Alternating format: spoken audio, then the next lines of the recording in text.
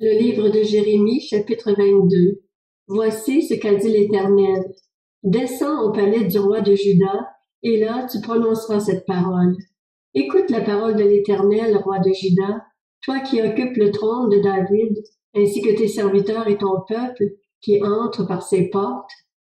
Voici ce que dit l'Éternel. Pratiquez le droit et la justice, délivrez celui qui est maltraité de son exploiteur, n'opprimez pas l'étranger, l'orphelin et la veuve, ne recourez pas à la violence et ne versez pas de sang innocent dans cet endroit. En effet, si vous mettez fidèlement cette parole en pratique, les rois assis sur le trône de David continueront d'entrer par les portes de ce palais, montés sur des chars et sur des chevaux, eux, leurs serviteurs et leur peuple. En revanche, si vous n'écoutez pas ces paroles, je le jure par moi-même, déclare l'Éternel, ce palais deviendra une ruine. En effet, voici ce que dit l'Éternel au sujet du palais du roi de Juda. Tu es pour moi pareil à Galaad, au sommet du Liban, mais je ferai de toi un désert, une ville inhabitée. Je prépare contre toi des destructeurs, chacun avec ses armes. Ils abattront tes plus beaux cèdres et les jetteront au feu. Des nations nombreuses passeront près de cette ville, et elles se demanderont l'une à l'autre, pourquoi l'Éternel a-t-il agi de cette manière envers cette grande ville? On répondra, parce qu'ils ont abandonné l'alliance de l'Éternel, leur Dieu, et qu'ils se sont prosternés devant d'autres dieux et les ont servis. Ne pleurez pas celui qui est mort, ne le plaignez pas. Pleurez, oui, pleurez celui qui s'en va, car il ne reviendra plus. Il ne reverra plus le pays de sa naissance. Oui, voici ce que dit l'Éternel à l'intention de Shallum, fils de Josias, roi de Juda, qui était devenu roi à la place de son père Josias et qui est parti d'ici. Il ne reviendra plus, car il mourra à l'endroit où on l'aura exilé. Il ne verra plus ce pays.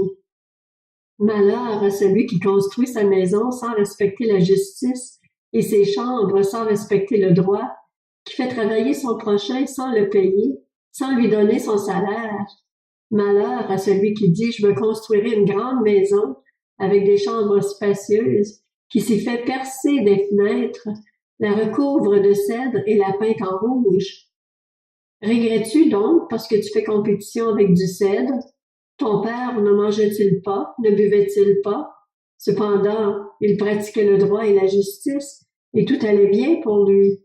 Il faisait droit aux faibles et aux pauvres, et tout allait bien. N'est-ce pas cela, me connaître, déclare l'Éternel? Toi, en revanche, tu n'as des yeux et un cœur que pour te livrer à des profits malhonnêtes, pour verser le sang innocent et pour exercer l'oppression et la violence. C'est pourquoi voici ce que dit l'Éternel à l'intention de Joachim, fils de Josias, roi de Juda. On ne le pleurera pas en disant « Quel malheur, mon frère! Quel malheur, ma sœur! » On ne le pleurera pas en disant « Quel malheur, Seigneur! Quel malheur, Sa Majesté! » On l'enterrera comme on le fait pour un âne. Il sera traîné et jeté à l'extérieur des portes de Jérusalem. Monte sur les sommets du Liban et crie. Fais retentir ta voix dans le Bazan. Crie depuis la Barime. En effet, tous ceux qui t'aimaient sont brisés. Je t'ai parlé à l'époque où tout allait bien. Tu disais, je n'écouterai pas. Voilà ce que tu as fait depuis ta jeunesse. Tu n'as pas écouté ma voix. Le vent enverra paître tous tes bergers, et ceux qui t'aiment iront en exil. C'est alors que tu rugiras, que tu connaîtras la honte à cause de toute ta méchanceté. Toi qui habites sur le Liban, qui as ton nid dans les cèdres, combien tu gémiras quand les souffrances t'atteindront, des douleurs pareilles à celles d'une femme prête à accoucher. Moi, je suis vivant, déclare l'Éternel. Même si Jéconia, fils de Joachim, roi de Juda, était un anneau à ma main droite, je l'arracherai de là.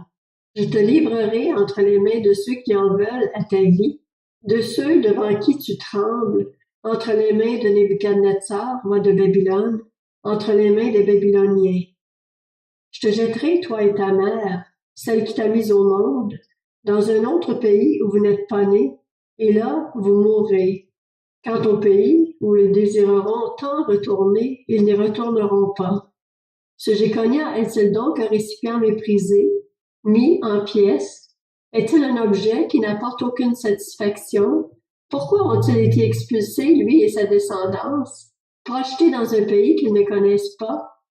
Terre, terre, terre, écoute la parole de l'Éternel. Voici ce que dit l'Éternel.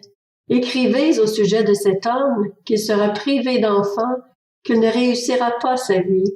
En effet, aucun de ses descendants ne réussira à occuper le trône de David et à régner encore sur Juda.